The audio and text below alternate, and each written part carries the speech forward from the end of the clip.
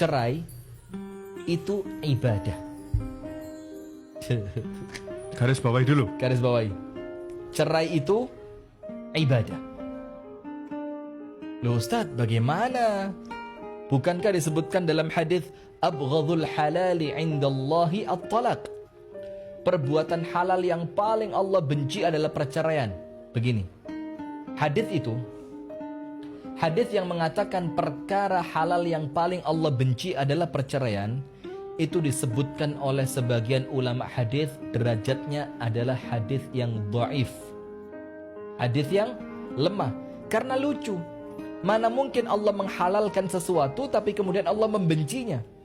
Padahal sesuatu yang halal itu tentu sesuatu yang dicintai oleh Allah. Nah, maka termasuk ketika kita ngomong perceraian, saya ulang sekali lagi, tolong diperhatikan dengan baik agar tidak menjadi kesalahpahaman. Cerai itu ibadah ketika memang perceraian itu mendekatkan kita kepada Allah.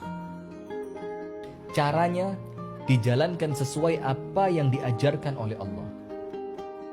Nomor satu, cerai itu ibadah kapan? Ketika dengan bercerai Anda semakin dekat kepada Allah.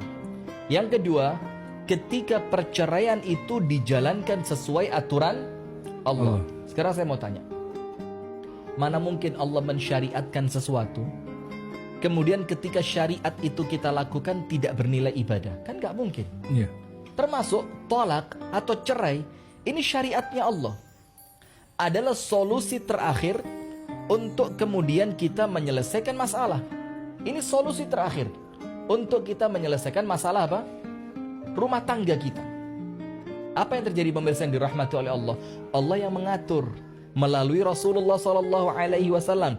Bahkan ada di antara istri Rasulullah yang Rasulullah menceraikannya bukan karena apapun, tapi ingin mencontohkan kepada kita bagaimana perceraian, apa syariatnya perceraian. Maka ketika perceraian itu dalam rangka taat kepada Allah, loh Ustaz, kok cerai dalam rangka taat kepada Allah? Lihat sekarang, ada nggak rumah tangga yang ketika dipertahankan malah semakin menjauhkan dia dari Allah? Ada.